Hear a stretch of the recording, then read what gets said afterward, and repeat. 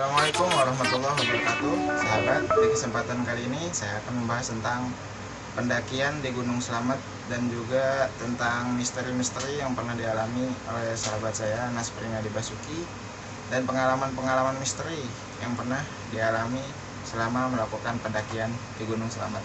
Langsung saja kita bertanya dengan kepada narasumber, yaitu Mas Pringadi Basuki.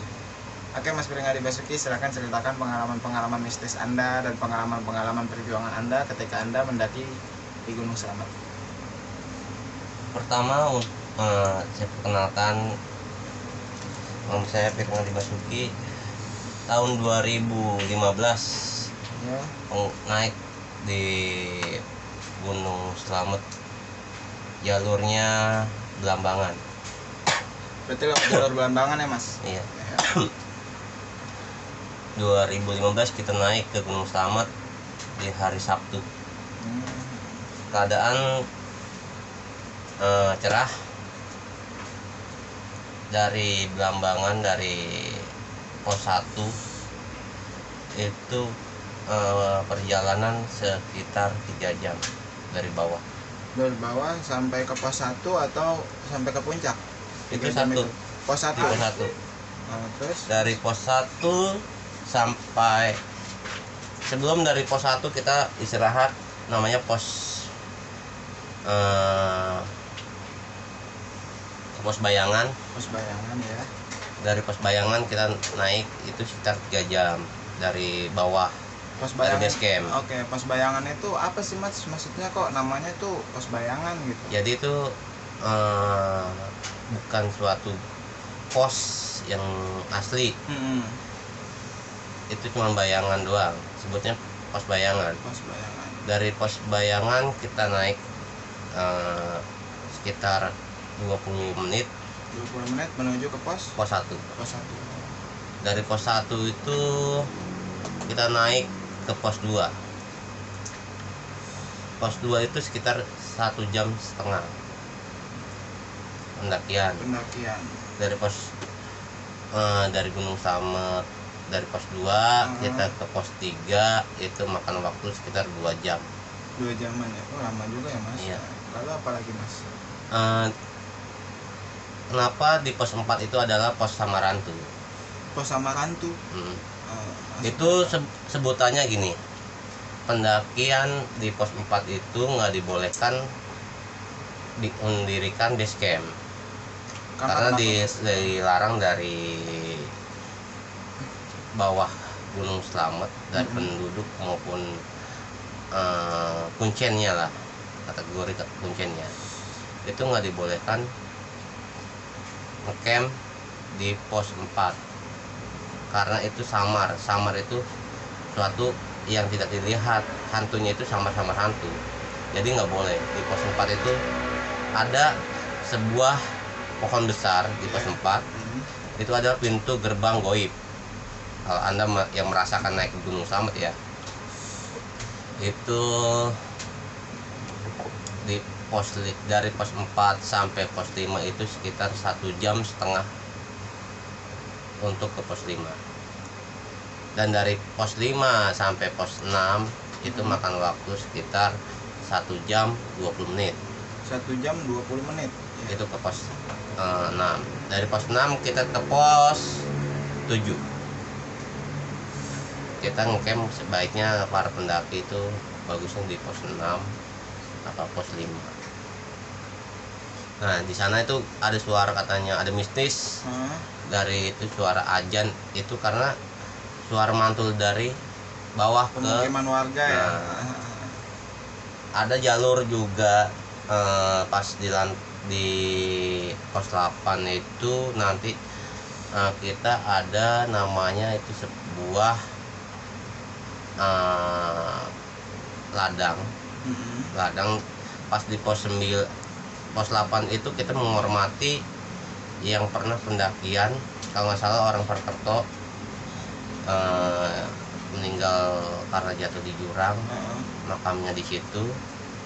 Dan ada juga orang-orang yang dikiranya itu batu. Sebenarnya itu di pos 8 itu banyak kuburan yang entah itu tersesat, entah itu masuk ke jurang. Nah, saya pas naik di pos 9, di pos 9 itu udah ibarat summitnya kita naik ke Gunung Slamet itu sekitar saya jam 6 pagi udah naik di Gunung Slamet di puncak. Itu kalau misalnya keadaan nggak hujan badai, itu kita bisa lihat Gunung Sindoro Sumbing sama Merapi. Gunung Sindoro Sumbing Disebutnya 3S. Gunung Sindoro Sumbing, Gunung Merapi, lalu gunung apa lagi? Sindoro Sumbing, kita bisa lihat juga Merbabu. Gunung Merbabu pun kelihatan. Itu kalau misalnya keadaannya tidak, kalau cerah ya, kalau misalnya di Nggak sana berkabut gitu. iya. Untuk pantangan di sana ya banyak sih misteri-misteri yang kita temukan. Apa aja sih Mas mitos-mitos pantangan di sana itu? Kita nggak boleh ngelakuin apa aja. Biasanya di pos 3 itu adalah sesuatu yang ganjel. Itu treknya ya luar biasa. Saya bilang Anda kalau mau lihat di Facebook saya namanya Arif Galang, itu ada video ke Gunung Slamet. Di IG-nya Pos Reot pun ada. Itu perjuangannya emang keras. Ya kalau Anda merasakan mental yang baja ya, yang satu kita naik gunung itu nggak boleh sembarangan ngucap, ibaratnya capek entah apa, itu nanti kita semakin dipersulit karena di sana kan kita satu jaga sifat, terus etika kita, cara membuang sampah itu lebih baik kita melihara gunung. Alam itu kita pelihara, bukan kita buang sampah sembarangan. Itu kalau nggak salah kita dapat mata air di pos 5 atau di pos 6. Mata air itu Namanya mata air apa Mas, tahu nggak? itu kurang tahu. Kurang Waktu tahu. itu saya naik sekitar 8 orang, 8 orangan. cewek 2 cowok 6. Cewek 2, cowoknya 6. Pas saya naik, ada suatu selama saya naik di puncak Gunung Slamet, ada pendakian dari Jakarta, tapi dia aslinya tinggalnya di Purwokerto. Mungkin yang nonton saya yang di ini, saya belum tahu. Pas saya mau turun dia kena hipo. Hipo apa tuh Mas, yang menggigil itu Mas? Hipo itu dia suatu badan yang kedinginan, dipaksa sampai dia lepek bajunya, sampai dia ini kejang. Tapi kita pertolongan untuk yang saya nggak tahu, entah dia meninggal, entah itu karena dibawa sama ranger dari Pemalang. Saya namanya pun tidak tahu.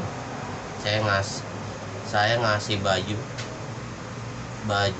dan jaket gunung yang anti badai buat dia tidak Kedinginan.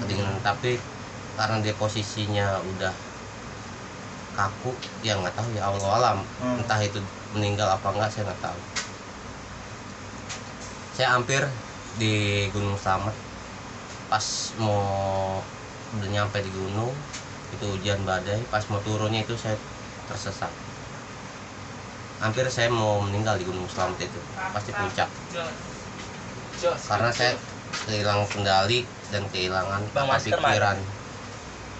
Karena di sana udah hujan badai, tidak karu-karuan. Semua teman-teman saya juga merasakan ketakutan. Karena tentang apa hal? kita mau turun sebelah sana udah jurang. Kalau jatuh sampai ke arah ke Tegal. Kalau jatuh itu ke Tegal tuh Mas, Tembusnya itu ke Tegal. Kalau nggak salah itu arahnya ke Guci. Kalau kita jatuh dari Gunung Slamet ya. Menariknya ya satu, kita bisa ngejamah Gunung Slamet dengan selamat. Alhamdulillah. Ya misteri Gunung Slamet itu emang terungkap. Banyak misteri-misteri yang orang-orang nggak tahu. Salah satunya apa aja tuh mas? Kejadian-kejadian mistis yang nyata. Mistiknya itu ada sebenarnya di pos 4 dan pos 7. Pos 4 dan pos 7. Itu emang awalnya beda. Ya pendaki yang waktu saya turun, kalau nggak salah 2016, teman saya naik ke sana lagi, tapi karena dia masih ngecamp di di tempat keman, ada orang Jakarta apa orang Bandung kalau nggak salah ya, itu di berita ada kesambar petir di pos 7. Serem juga ya mas. Iya. Ya emang Gunung Slamet itu ya dibilang gunung yang paling gunung paling gede di Pulau Jawa Tengah. Jawa Tengah, gunung terbesar di areal Jawa Tengah. Nah, itu Gunung Slamet. Gunung Slamet. Kalau untuk gunung tertinggi di Pulau Jawa itu ada Gunung Semeru. Nah, di situ pun kita dianjurkan tidak boleh sembarangan ya, berucap itu nggak boleh ya kan. Ibaratnya mohon maaf itu, apabila cewek-cewek yang naik Gunung Slamet, mendingan kalau misalnya lagi main mendingan Anda turun aja dari pos 1 daripada itu naik ke selanjutnya ke pos itu, ya bahaya. Itu kenapa bisa begitu mas? Kalau perempuan menstruasi tidak boleh naik, itu ada mitos apa tuh kira-kira? Itu apa akan hilang atau entah para pendaki yang saya tahu dari kuncinya tersebut, ya emang tidak boleh. Ibaratnya kan itu mengundang yang menimbulkan mistis. Karena gunung itu, saya bilang alam gunung itu sama kita misalnya ke Jakarta, ke mall itu beda.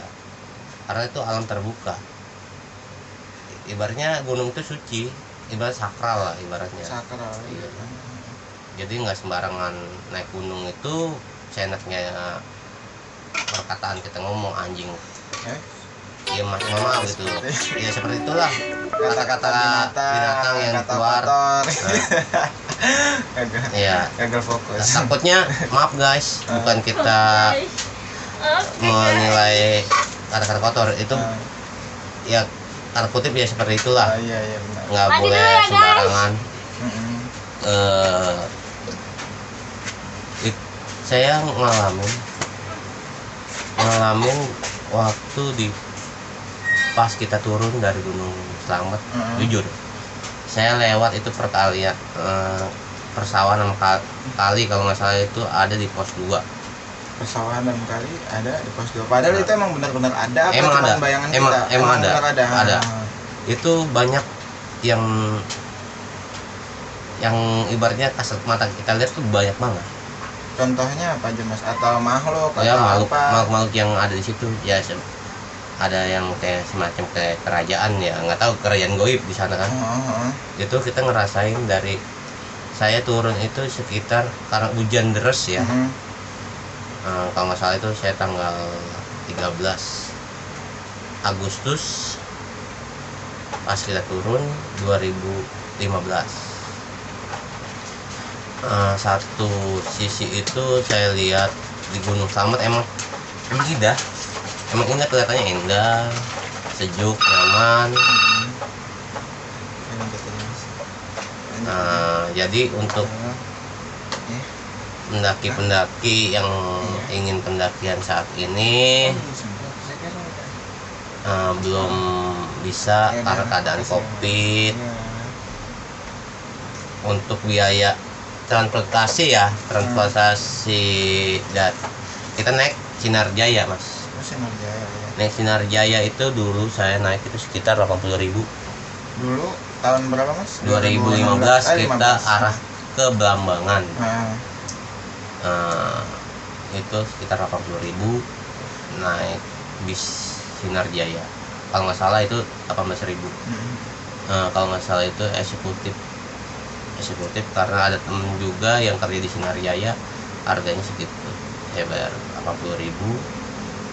Yang perlengkapan yang kita bawa untuk ke gunung ya, ada dari Gunung Gede nggak boleh bawa sampo segala macem ya.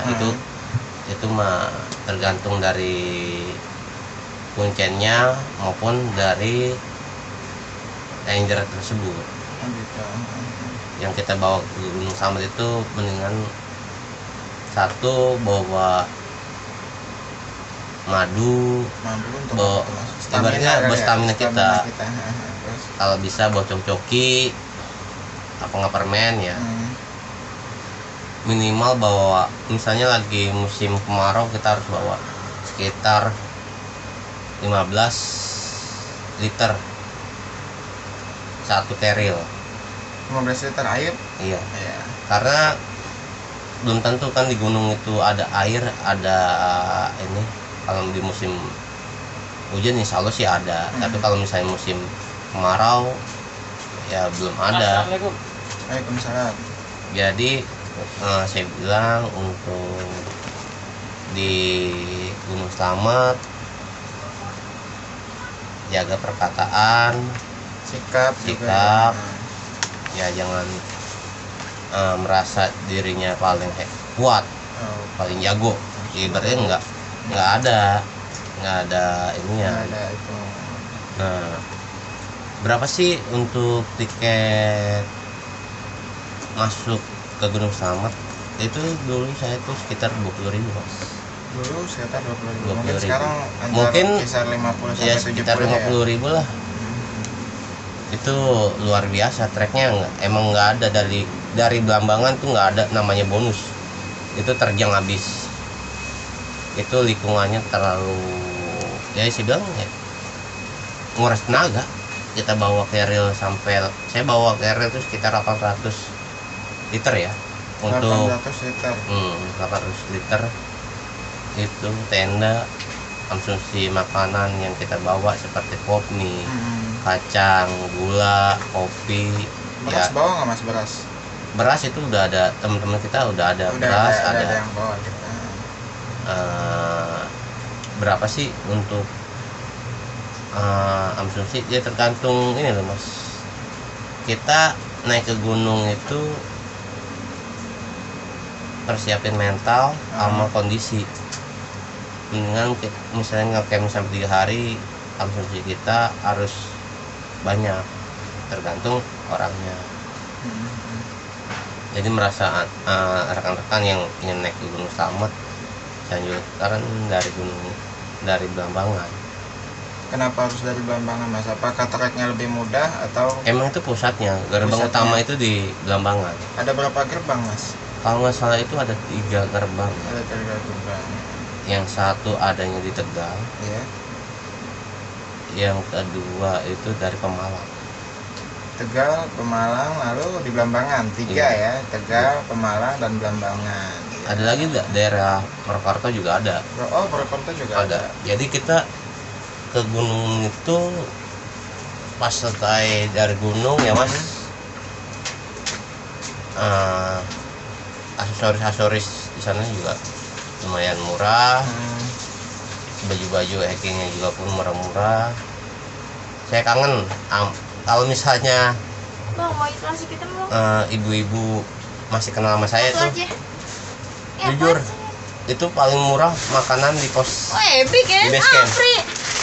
Di base camp itu murah meriah makanannya ya. Relatif lah, ibaratnya 13.000 atau 14.000 itu udah pakai ayam sama sayur-sayuran. Oh, murah banget ya Mas. Iya. Itu udah saya akuin di Gunung Slamet itu airnya dingin banget, nggak kuat lah. Nggak buat mandi. Berarti Mas nggak mandi? Bukan masalah nggak mandi, masalah kan kita di gunung pun waktu musim hujan. kemarau, kita nggak, air juga pun stoknya tidak mungkin Mas. Kalau untuk mandi satu orang itu nggak cukup, makanya kita buat masak. Entah itu buat minum aja lah ya, buat konsumsi. Iya. Ya pas selesai dari Gunung Slamet di base camp bawah kita mandi Mas. Mandi itu saya sampai jam 2 itu, jam 2 malam saya mandi dari Gunung Slamet itu. Alhamdulillah karomah yang dari Gunung Slamet sampai sekarang ini saya pengen lagi, insya Allah sih pengennya naik gunung lagi mas. Jadi nggak kapok malah ketagihan Oh. gitu ya. Saya dari pertama itu naik gunung itu pertama kalinya ya, bukan dari Gunung Slamet ya. Itu saya naik Cikuray sama Opandayan. Itu pertama kali saya nge-trek gunung itu dari gunung itu dulu, Jawa Barat. Cikuray dan Pekanbayan, Jawa Barat ya. Jawa Barat.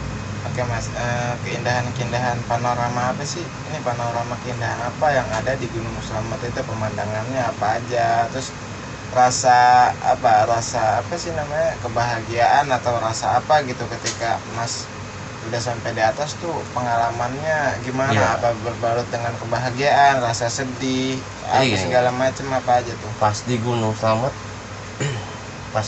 saya ngangkat ya, ngangkat namanya itu pewayangan. Pewayangan.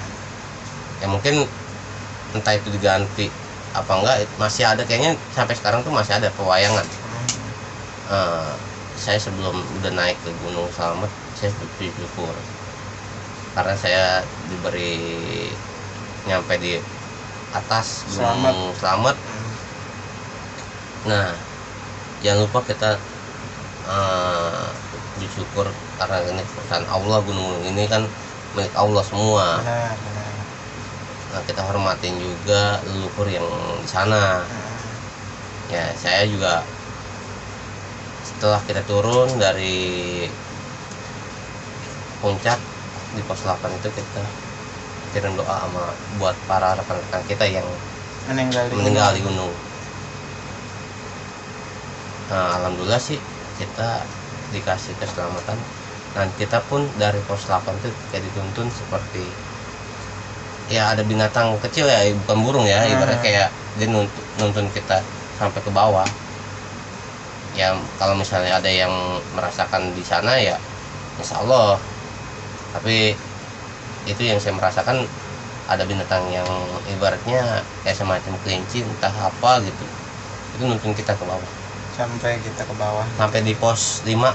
Pas kita ngambil tenda, saya ngecamp di pos 5. Itu di pos 5 nggak jauh ya, itu kalau di suatu malam hari itu mas, kita kedengaran kayak suara pasar. Di pos 4 itu kayak suara pasar. Oh, keramaian pasar gitu ya. Ada suara gemengan, emang ada di, kalau misalnya kita ngerasain dari pos 5 ke 4 itu ada. Pokoknya itu suasana malam itu ada namanya suara-suara yang tidak diinginkan ya. Itu ada yang orang rame lah di pos, nggak jauh kan, dari pos 5 ke 4 tuh nggak terlalu jauh, ibaratnya maupun 1 jam itu kita kedengeran tuh banyak orang yang jual beli barang, karena itu di pos 4 itu ada pintu gerbang goib. Pos 4-nya itu adalah pintu gerbang goib ya. Goib yang nggak, pokoknya kalau misalnya merasa di Samaratu ada pohon gede itu, kalau misalnya keadaan kosong ya itu di pos 4 itu tempat kerajaan mas, itu pintu gerbang goib. Nah di pos 4 itu udah itu kerajaan.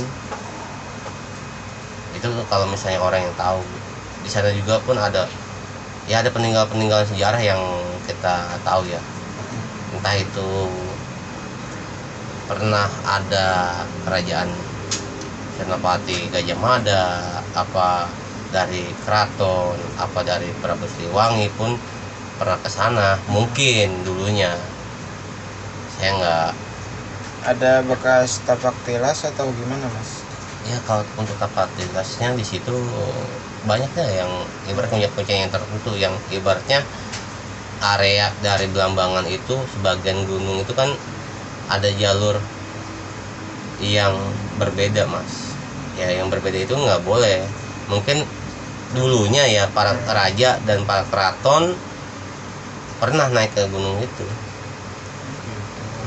Jadi kata kuncinya pun dulunya itu Gunung Slamet itu atasnya itu gunungnya yang di Jawa Barat, gunung di daerah Majalengka itu saya lupa gunung yang tempatnya Mak Lampir tuh. Kalau nggak salah gunung apa saya lupa. Gunung Merapi bukan? Bukan. Oh, gunung apa? Atasnya gunung. Jadi gunung Slamet itu asal mulanya itu nggak besar seperti itu dulunya. Oh, Karena kata kuncinya pun saya pernah dikasih tahu guru kuncinya itu ada hubungan dari Jawa Barat, Mas. oh, masih ada hubungannya. Dulunya itu entah itu kerajaan saya nggak tahu ya, di Kutub dia jadi Hanoman nikahin putri, dia melanggar apa sumpah. Nah dia bawalah dari Gunung Cermai, kalau nggak salah itu Gunung Cermai. Mm-mm. Nah atasnya Gunung Slamet itu Gunung Cermai. Kalau anda mau tahu mah aslinya ya, Yang sana nih sini nih. aslinya Gunung Slamet itu ya mungkin para pendaki kalau ingin sharing-sharing sama kuncinya di Gunung Slamet, saya dikasih taunya tadi gunung apa saya sebut? Gunung apa ya? Saya lupa. Gunung Cermai itu Gunung Cermai. atas dulunya itu emang dia paling tinggi Gunung Cermai, Ah, karena dipindahkan sama Hanoman, katanya si Hanoman. oh jadi Gunung Cermai itu pernah dipindahkan sama Hanoman. Atasnya itu dulu entah itu pati apa anak raja Mm-mm. nikah sama permaisuri kerajaan mana saya juga nggak tahu. Intinya atasnya Gunung Cermai itu bagian dikasih pra itu naruh ke Slamet. Jadi Gunung Slamet itu paling tertinggi di Pulau Jawa Tengah. Ceritanya seperti itu. Oke Mas, baik, kayaknya waktu kita udah sebentar lagi kita mau pulang. Ya. Ya kan, terima kasih atas cerita yang menarik dari Mas Pring Adi Basuki tentang pengalamannya yaitu mendaki Gunung Slamet ya kan. Oke guys, sampai Ketemu lagi guys. Oke. Assalamualaikum warahmatullahi wabarakatuh. Jangan lupa like, komen Subscribe channelnya Fikri. spasi NN. Oke. Semoga bermanfaat. Oke, terima kasih. Assalamualaikum.